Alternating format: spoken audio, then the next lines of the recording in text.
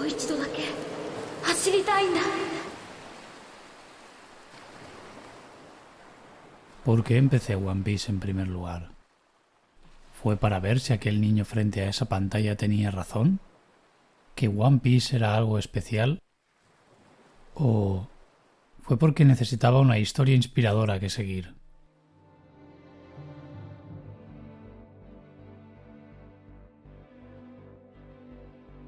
Al momento de escribir este guión, han pasado 5 meses desde que comenzase a ver One Piece.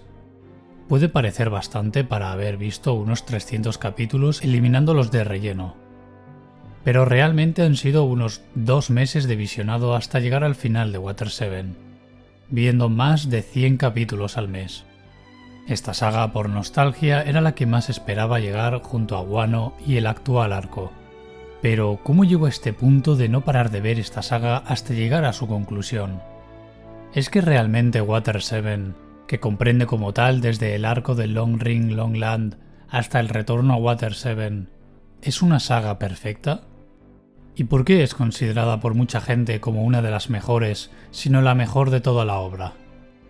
Pues, sencillamente, quitando el interrogante de hace unas cuantas palabras. Realmente Water 7 es una saga perfecta.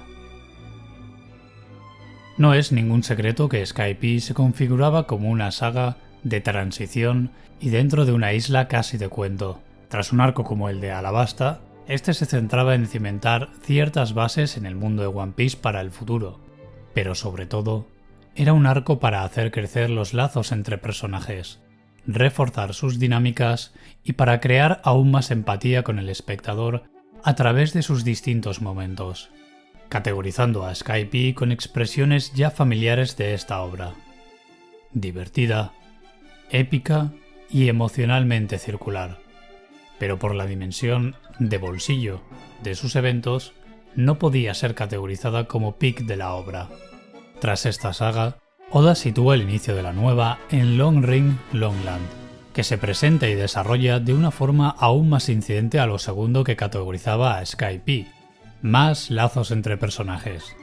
Solamente que en este caso funciona como la inmediata calma antes de la tormenta, otro momento de relativa paz y sin tensión narrativa real para los personajes, más allá de los giros que se dan en este juego de apuestas, con la presentación al inicio del arco de un misterioso nuevo personaje para su reaparición imprevista al final del arco, y con una enseñanza importante para Luffy durante los juegos y para el resto de sombreros de paja.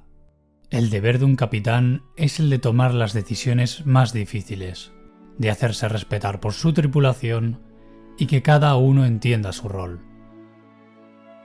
En este arco es cuando en el anime se diera el salto de los 4/3 en los que se emitían la grandísima mayoría de animes en televisión a los 16/9 con la retirada de los televisores de tubo y llegada de televisores de plasma y la era en alta definición.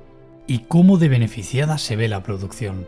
He defendido ya la adaptación por sí misma del anime, puesto que no he leído el manga, que a pesar del tiempo y limitaciones es un producto que engancha y emociona. Pero ahora la obra está mucho más viva. Una paleta de colores renovada, el añadido del barco de los sombreros de paja en CGI para los planos generales, los modelos se han actualizado tanto para seguir el estilo que había evolucionado de Oda, como para dar más libertad a los animadores en escenas de mayor dificultad en el dibujo, ganando en plasticidad y por tanto dinamismo. Lo que no podía entender siendo niño sentado junto al televisor, viendo capítulos de este arco sin contexto sobre el resto de la obra, y ya de adulto cuando aún no había comenzado a ver One Piece y durante los primeros capítulos, es como pasamos de esto a esto.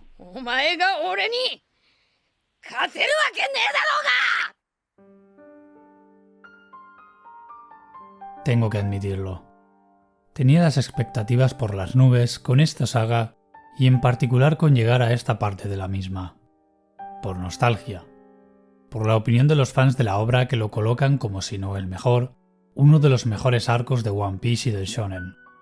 Normalmente esto suele jugar en mi contra. Las clásicas sobreexpectativas con las que nos hemos chocado y seguiremos haciéndolo con este tipo de obras. Pero Water 7 no decepciona. Para nada. Los fans de One Piece tenían razón. Estamos hablando de un arco que empieza con el epílogo que nos dejaba Long Ring Long Land, en el que Luffy y Robin quedaban al borde de la muerte, y con Sanji y Zoro siendo totalmente incapaces de hacer frente a Aokiji, dejando a los principales combatientes del Going Merry completamente derrotados, planteando tanto al espectador como a los propios sombreros de paja que no son suficientemente fuertes para luchar contra el gobierno mundial, y de que, en particular, su capitán no es invencible. Hasta ahora les había ido bastante bien, sí, pero por primera vez y en más ocasiones a lo largo de este arco, hay muros que ni el propio Luffy parece poder superar. Han visto por primera vez, de primera mano, a diferencia de en otros puntos como su derrota contra Crocodile, a un Luffy impotente. Un Luffy que será impotente durante la mitad del resto del arco, porque el ritmo de los eventos parece sobrepasarlo física y psicológicamente. Y eso es otra cosa que destaca en este arco, su ritmo. CP9 です。 Lo que sentía al pasar cada capítulo es que, ante la gran dimensión de esta ciudad conectada por canales de agua, grandes suburbios, edificios sumergidos, máscaras y mentiras contada entre los miembros y a ellos mismos, sentía que los sombreros de paja cada vez se perdían más entre las calles y se ahogaban entre todo lo que está pasando a su alrededor. Robin había desaparecido. A Usopp le habían secuestrado y robado el dinero. El Merry tendría problemas para volver a navegar. メリー、お前、本当にもう走れねえのか。 El arco en Water 7 es pesado narrativamente, con una cierta melancolía. Esta vez todo tenía un mayor significado para sus personajes, y en vez de presentarse los problemas uno detrás de otro de forma ordenada, se daban todos al mismo tiempo.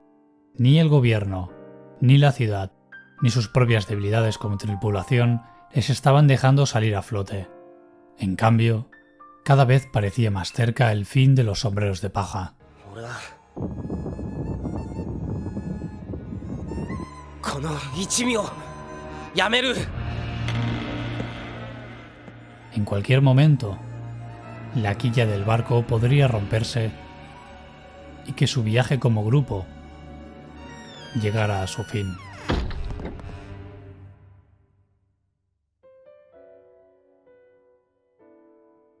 A diferencia de Alabasta o la propia Skypiea, en donde los protagonistas se veían involucrados en un conflicto que les era ajeno en un país, y ganaban aliados y la confianza del pueblo y derrocaban al autoritarismo apostado en la isla, aquí iba directamente sobre ellos.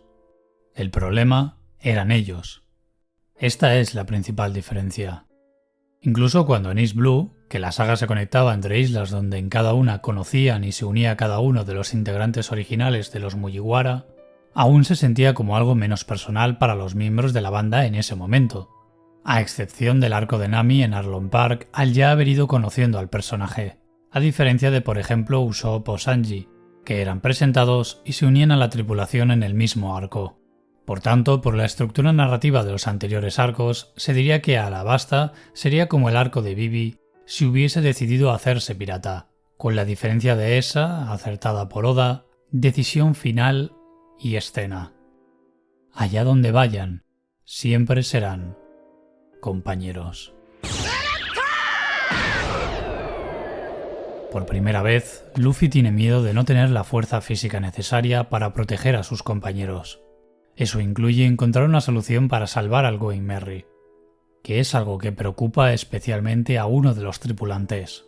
Pero sobre todo, su mayor problema es la falta de liderazgo y carácter para tomar decisiones difíciles y que pueden no dejar al resto contentos, pero que no por ello puedan ser equivocadas, y que sus compañeros respeten la cadena de mando. Es algo que por su personalidad y como entiende él su viaje, como una aventura, que tiene problemas cuando debe ser el capitán del barco. それがキャプテンだろ。迷うな。お前がフラフラしてやがったら、俺たちは誰を信じりゃいいんだよ。 Zoro y Sanji, al haber estado más en contacto con los piratas, el primero cazándolos y el segundo formando parte de un restaurante lleno de estos, entienden elementos que hacen funcionar un barco pirata como el código de honor cuando se da un duelo entre capitán y tripulante. ¿Y qué significa realmente ser un capitán de barco? お前が俺に勝てるわけねえだろうが!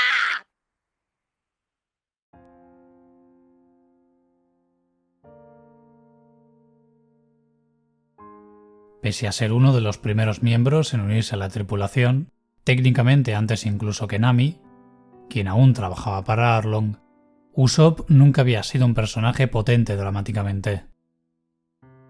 En su arco, usa sus mentiras tanto para divertirse con los habitantes de la aldea, como un medio para evadirse de cómo se había quedado solo al perder a su madre, y que su padre, Yasopp, no regresara de sus viajes en el mar, y luego la sigue utilizando para proteger la aldea de Kuro y sus piratas. Y eso está muy bien construido para con la personalidad que Usopp suele mostrar cuando tiene miedo o es inferior en poder ante los rivales, cómo enmascara su tristeza o los problemas a través de sus historias. Pero también es cierto que, en mi opinión, tiene el arco de origen menos potente de la tripulación, y luego no es el tipo de personaje que suelta grandes frases o tiene momentos destacables. Y aunque tenía buenos momentos de comedia e interacciones divertidas con otros personajes, no era un personaje que se hubiera impuesto para demostrar ser más que eso, un chiste recurrente. Hasta este arco. No creo que Oda utilice Water 7 para evolucionar al personaje de Usopp, porque Usopp continúa siendo esencialmente durante toda la saga y el resto de arcos hasta el timeskip, siendo esencialmente el mismo personaje, sino que le da la oportunidad de tener un peso narrativo real que llevaba cocinándose desde Skype en esa escena onírica, incluso antes con detalles como ser el que se encargaba principalmente de reparar el barco, y que aquí tienen su continuación y conclusión a esos momentos del personaje. Le da a Usopp un papel en la historia como individuo, no como un tripulante más, para que el lector llegue a respetarlo más. Oda, con este arco, coloca a este personaje a la altura del resto de los Mugiwara, mientras que el resto tenían sus batallas internas y externas, con sus frases y momentos.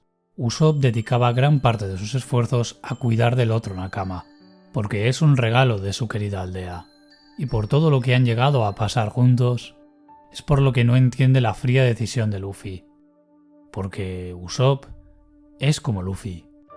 Se suponía que iban en busca de aventuras y diversión, y dejar atrás a Merry es algo que rompe con esa fantasía, pues es aquí, en Water 7, es donde los personajes comienzan realmente a entender que la realidad de su viaje es distinta, que no es todo diversión, y que en ocasiones van a haber pérdidas.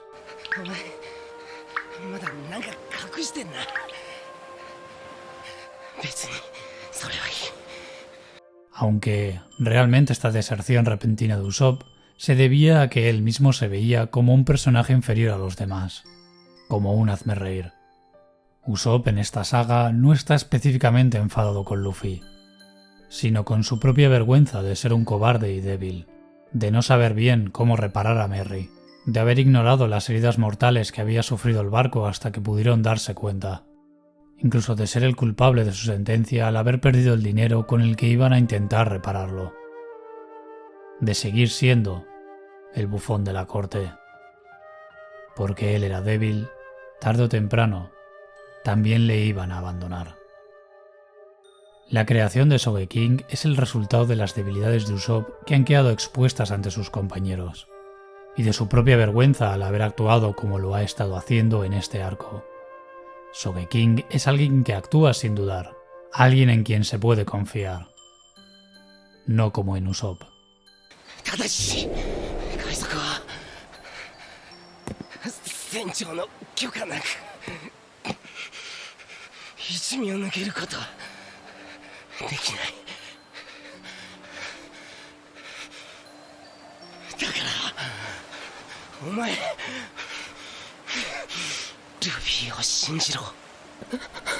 A través de la deserción de Usopp, la decisión de Robin y el pasado que atormenta a Franky, Eiichiro Oda conecta todas estas tramas con una sola frase.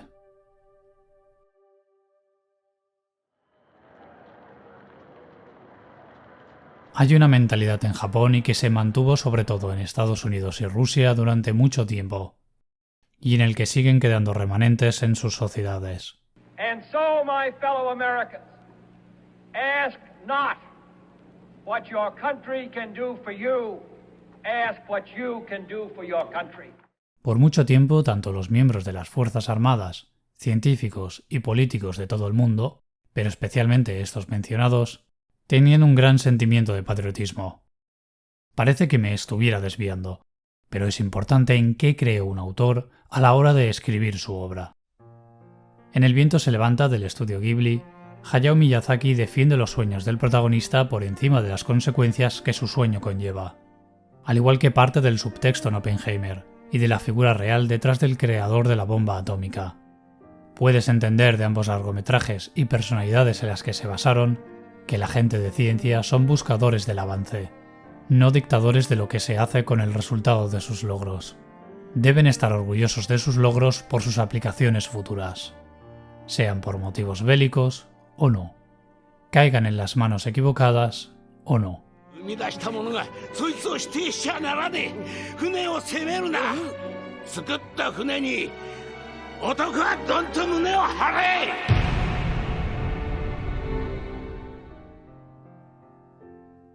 Eiichiro Oda con los personajes de Tom y Franky defiende esa misma idea. Comenzamos odiando a Franky y su banda por el incidente que detonan entre los sombreros de paja robándole y dando una paliza a Usopp. Para después, gracias a los momentos que este comparte con Usopp, Robin y su propia historia de origen, se convierte en uno de los tripulantes con una de las mejores, si no el mejor arco de unión a la tripulación. Las implicaciones y grandes momentos de Franky en este arco son de lo más potente que tiene Oda que darnos en Water 7. Como he dicho, la función de Franky es la de tratar de no rechazar tus logros e invenciones. Franky da un sentido al espectro del Merry que se mostró ante Usopp en la Isla del Cielo, esta personificación del alma del barco que también había sido cuidado, y este les había devuelto el favor, protegiéndolos otra batalla más, otro oleaje más. Al Franky comprender tras mucho tiempo el significado de las palabras de Tom, se convierte en el personaje puente para volver a unir a los sombreros de paja. La dinamita puede servir tanto para ayudar en la minería como utilizada como explosivos. El conocimiento sobre la verdad tras el siglo vacío y el conocimiento de los Poneglyph puede servir tanto para aportar luz a la realidad sobre el mundo de One Piece como a la instauración de una era de tiranía por las armas ancestrales. Querer saber no es ningún pecado.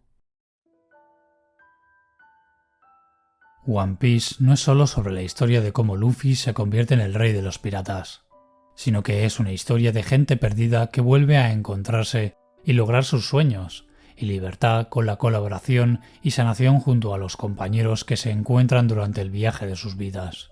Nico Robin es un personaje que tras su hermetismo en lo personal y pesimismo en teorizar sobre barbaridades que le han podido pasar a sus compañeros como un gag humorístico recurrente del personaje, o con cómo se ríe ante las temeridades de su capitán, Oda nos contaba ya una historia de ella sin un flashback, pues cada cicatriz, cada tatuaje, cada cambio físico y psicológico de un personaje en One Piece tiene su propia historia, sea o no luego explícitamente contada por su autor, como la depresión y el alcoholismo en el que se sumerge Kokoro tras el fallecimiento de Tom. La historia de Robin es una de constante traición y soledad, puesto que en la isla de Ohara se produjo una censura de los descubrimientos sobre el siglo vacío y ejecución de todos sus investigadores, con la excusa del gobierno de que estos habitantes querían revivir el alma ancestral del siglo vacío. Ejecutaron una Buster Call, y se aleja de los sombreros de paja para que no utilicen contra ellos ese mismo arma. De nuevo, es el ente de poder quien decide la verdad, qué está bien y qué está mal, la justicia, hasta dónde puede saber la sociedad y hasta dónde la ciencia y el conocimiento pueden progresar. Ya hemos visto el cuestionamiento de esta justicia en la propia Cruzada de los Sombreros de Paja en su intervención en múltiples islas, así como de miembros dentro de la Marina como Smoker. Oda introduce a otro personaje con la D en su nombre, Sol the Jaguar. Este personaje era también alguien de la Marina, un hombre que cree en la justicia y en ayudar a las personas, pero que tras las contradicciones en las órdenes que recibe, decide abandonar la marina, encontrando su redención en esa pequeña niña de O'Hara. Enseña a Robin a reír en las peores situaciones, a revelarse a este mundo cruel con una sonrisa. 海は広いんだで。いつか必ずお前を守ってくれる仲間が現れる。 A que nadie merece estar solo en este mundo. 行きたい。私も一緒に海へ連れてって。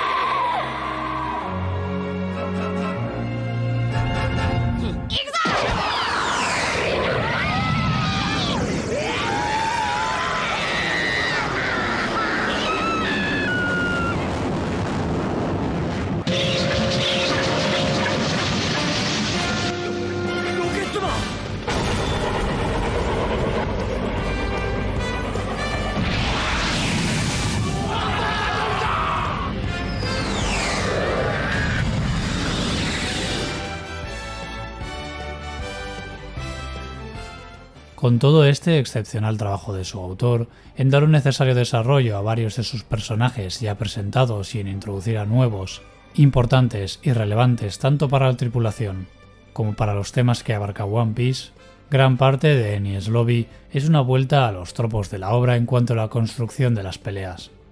No digo que estén mal, no digo que yo lo haría mejor o diferente, pero es evidente que, en mi caso, Oda atrapa mucho más mi atención cuando sus personajes hablan y actúan sin necesariamente desarrollarse en una pelea, que cuando los personajes se separan según escalas de poder y compensación de sus habilidades y luchan en pequeños grupos o en solitario contra subjefes, mientras Luffy pelea contra el más poderoso de los villanos del arco. Lo hemos visto en Arlong Park, lo hemos visto en Alabasta y lo volvemos a ver aquí. Y realmente creo esto. El mayor punto débil de One Piece son sus batallas. No porque sean malas o poco emocionantes, siendo la que libran Luffy y Lucci una de las mejores en todos los sentidos, sino porque la construcción de su mundo y el desarrollo de sus personajes está a un nivel mucho más alto que lo ingenioso que es Oda para crear batallas visualmente emocionantes. Dicho esto, es cierto que en la batalla por las 5 llaves podemos darnos cuenta de que los sombreros de paja sienten que tienen un mayor motivo para luchar que nunca por salvar a su compañera. Y como su deseo de liberarla les empuja a seguir luchando y a desarrollar nuevas técnicas, a un nivel menor que los guías de Luffy, que nacen de esa torsión de todo su cuerpo que se niega a perder a ninguno de sus compañeros. En toda la saga se dan cortes en la animación bastante interesantes y bien ejecutados para ser la producción que es. Pero en este mini arco, la animación, por la división de la acción y de los equipos de producción, termina por decaer bastante, pero siempre manteniendo el buen gusto por la dirección de sonido y de planos, encaminando la producción hasta mi parte favorita de la saga.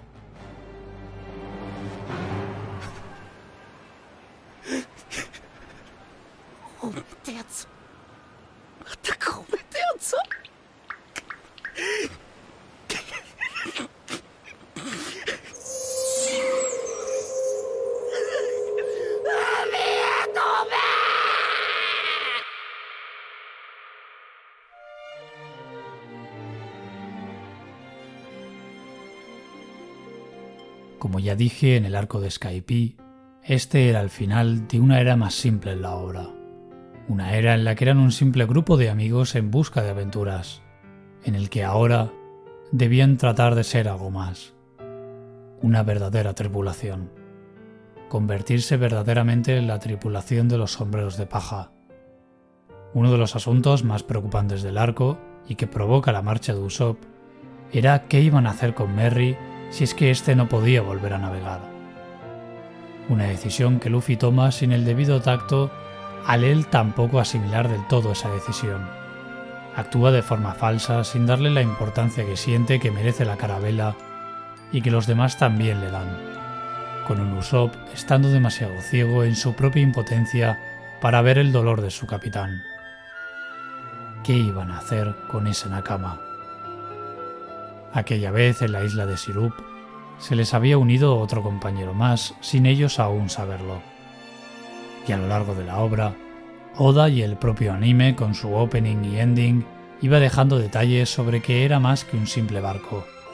Un barco que viene a su salvación una vez más cuando todo parecía perdido. Un amigo que les había logrado llevar hasta el Grand Line. Un barco que tiene alma gracias al cariño de su tripulación.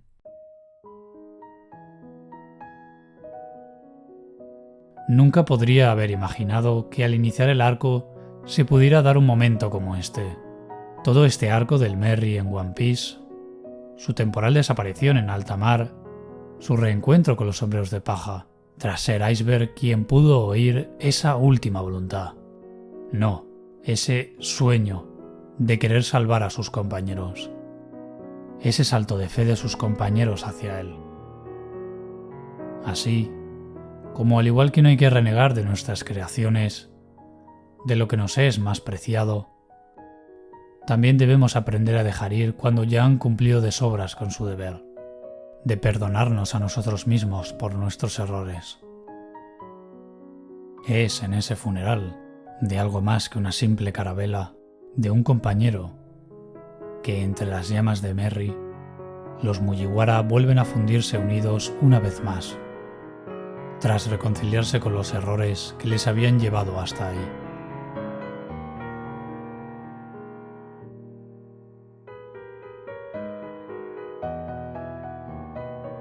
En toda gran aventura se aprende algo importante. Incluso entre la pérdida, es de donde uno más aprende algo. Es cierto que los sueños no tienen fin. Es cierto que podemos cargar con los de aquellos que parten del viaje antes de que los cumplan y lograrlos por ellos. Y es cierto que la pérdida es parte del viaje. Y así, con una vez más la bandera de los Mugiwara ondeando en el horizonte y con la marina siguiéndoles a la espalda, se cierra la saga perfecta que es Water 7.